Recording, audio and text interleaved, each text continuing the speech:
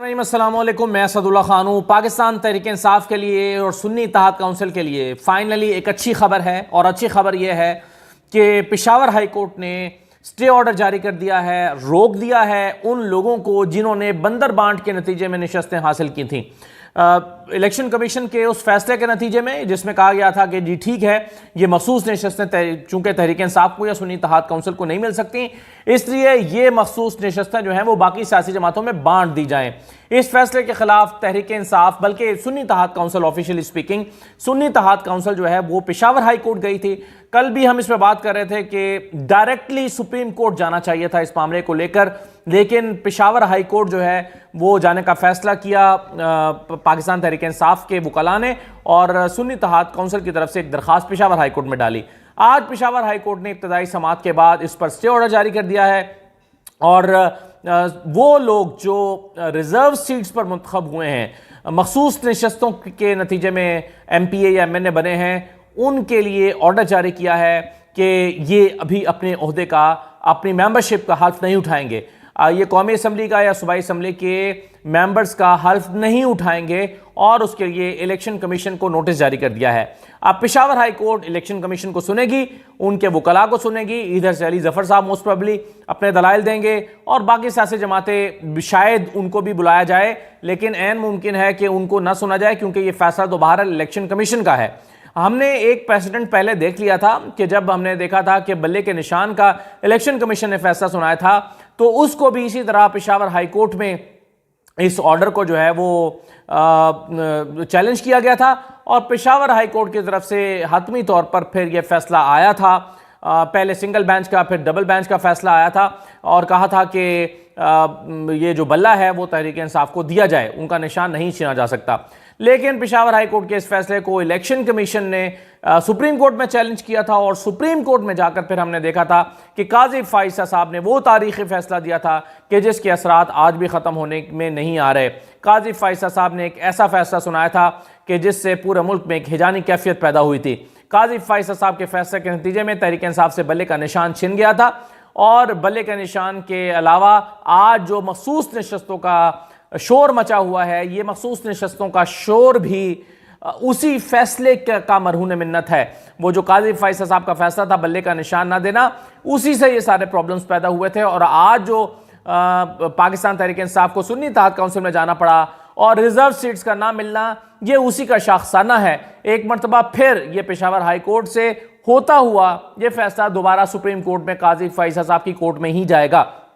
अगर ये फैसला, जिसके इम्कानात ज़्यादा दिखाई देते हैं, इलेक्शन कमीशन के हक में के खिलाफ आता है और सुन्नी इत्तेहाद काउंसिल के हक में आता है, ज़्यादा इम्कान इसी बात के हैं, क्योंकि बहरहाल ये फैसला यूँ हो नहीं सकता कि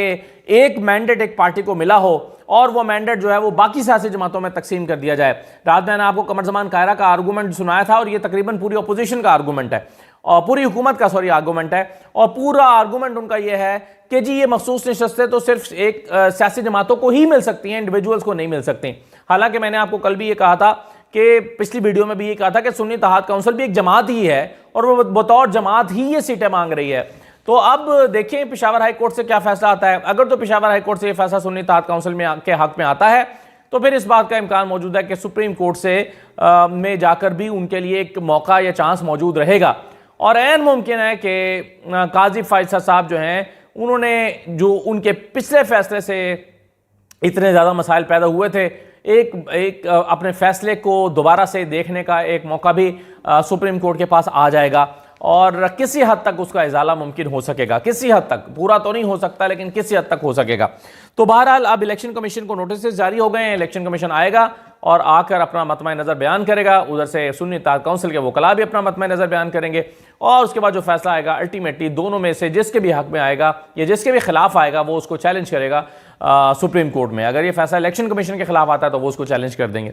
लेकिन आज बड़ा एक दिलचस्प फैसला आया है भुट्टो केस के हवाले से, और वो फैसला ये सुनाया गया है कि ये जो जुल्फ़िकार अली भुट्टो का केस था उसमें तमाम आईनी तकाजे पूरे नहीं किए गए, ये काजी फाइसा साहब ने कहा है। और ठीक है, बिल्कुल सही है, मैं इस फैसले से सुप्रीम कोर्ट का फैसला है, मैं इससे इत्तफाक करता हूँ। साथ ही साथ उन्होंने कहा कि लेकिन हमारे पास ऐसा कोई इख्तियार नहीं है कि हम सुप्रीम कोर्ट के पुराने फैसले को तब्दील कर सकें, क्योंकि अगर तब्दील करेंगे तो फिर एक ऐसा नया पेंडोरास बॉक्स खुलेगा कि हर फैसला जो है वो सुप्रीम कोर्ट में चैलेंज हो सकेगा, या सुप्रीम कोर्ट का कोई भी माजी का फैसला दोबारा खोलना पड़ेगा, क्योंकि एक प्रेसिडेंट मिल जाएगा लोगों को। तो इसलिए उन्होंने ये कह दिया कि हम इस फैसले को दोबारा चेंज तो नहीं कर सकते,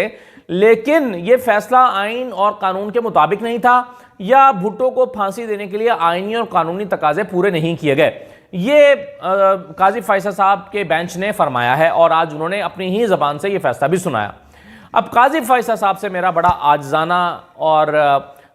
एक हम्बल सा सवाल है, और इसलिए मैं डरते डरते बात कर रहा हूँ, क्योंकि आजकल सुप्रीम कोर्ट उसको गुस्ताखी भी समझ लेती है, और पहले ही हमारे कोलीग जो हैं असतूर, वो सुप्रीम कोर्ट की शान में गुस्ताखी के पेश नज़र जेल भुगत रहे हैं, हवालात में बंद हैं, और उनकी सुनवाई नहीं हो रही, या उनको अभी तक जो है वो उनको बार बार जिस्मानी रिमांड पे दिया जा रहा है। अब मामला ये है कि काजी फैसल साहब ने ये तो सुना दिया, चलें एक 40-50 साल पुराना केस खोल के तो उसका फैसला सुना दिया, आईनी तकाजे पूरे नहीं हुए, लेकिन मैं बहुत ही आजाना तौर पर और बड़ा हम्बली में ये सवाल करना चाहता हूँ कि आपने अभी जो फैसला सुनाया काजी फैसल साहब, जिसमें आपने बल्ले का निशान एक सियासी जमात से वापस ले लिया, क्या उसमें कानूनी तकाजे पूरे किए गए आपकी जानिब से? और उससे पहले यानी आप देखिए कि आपके अदालत में 12 लोग खड़े हुए, रोस्टम पर आकर खड़े हुए, उन सब ने खड़े होकर कहा, बारी बारी सब ने कहा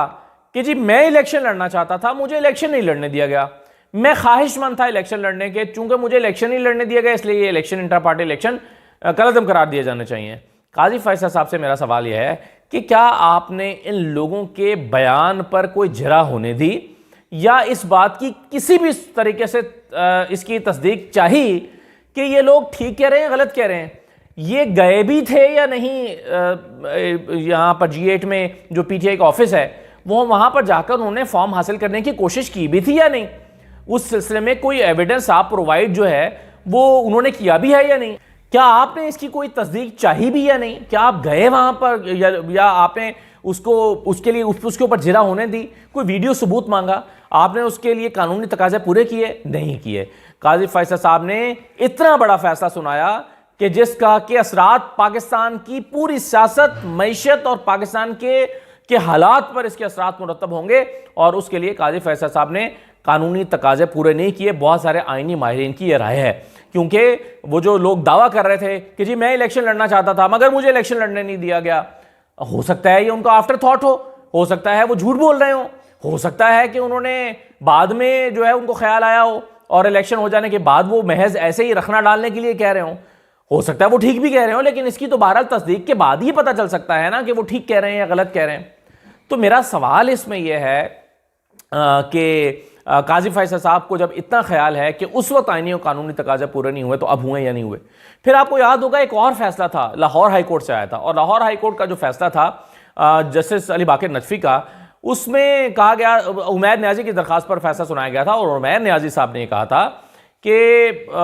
जो इंतखाबात हैं वो जुडिशरी से कराए जाएं, वो एग्जेक्टिव से ना कराए जाएं। और इस सिलसिले में जब ये दरखास्त इलेक्शन कमीशन लेकर गया सुप्रीम कोर्ट के पास, और सुप्रीम कोर्ट के कहने पर ये दरखास्त लेकर गया, तो काजी फाइज ईसा साहब जो हैं उन्होंने जब इसको रात को अदालत लगाकर फैसला सुनाया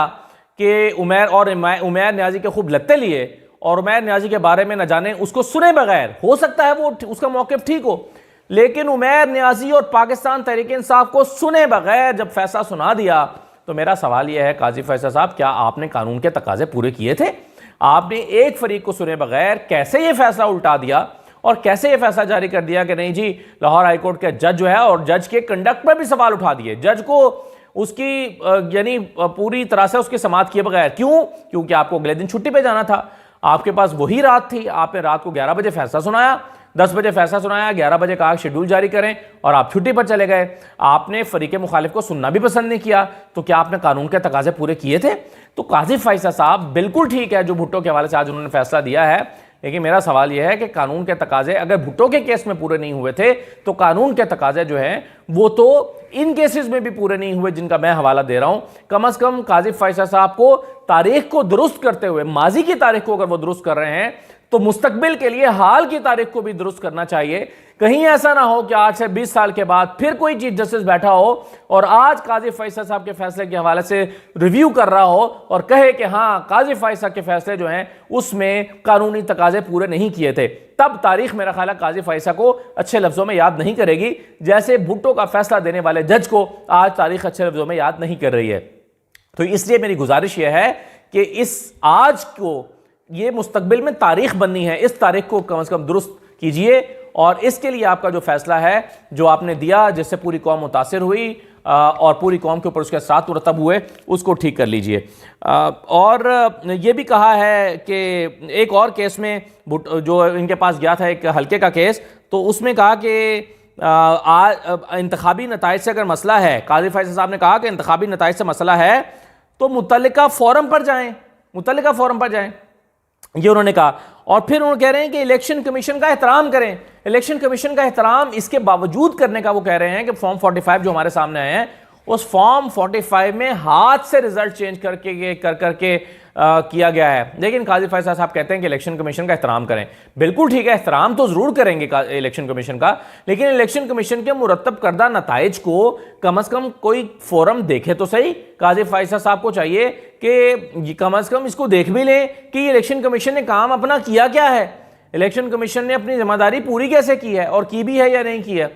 तो इसलिए तारीख को दुरुस्त करने के लिए ये इकदाम उठाना भी बहुत ज़रूरी है। आज जो है वो डॉन की हेडलाइन लगी हुई है कि PMLN gets lucky as reserve seats doled out. ये बांट तकसीम कर दी गई हैं चूंकि रिजर्व सीट्स, तो इसलिए PMLN जो है वो लकी हो गई है। अब आप किस्मत की बुनियाद पर हुकूमतें बना रहे हैं, लकी होने की बुनियाद पर, लेकिन मेरा ख्याल है पेशावर हाई कोर्ट ने आज इस पर कदम उठा लिया है और थोड़ी सी तशवीश मेरा ख्याल है हुकूमती इत्तेहाद को आज ज़रूर होनी चाहिए और तहरीक इंसाफ को एक साय ऑफ रिलीफ जो है इस फैसले से ज़रूर मिला होगा। इजाज़त दीजिए, अल्लाह हाफ़िज़।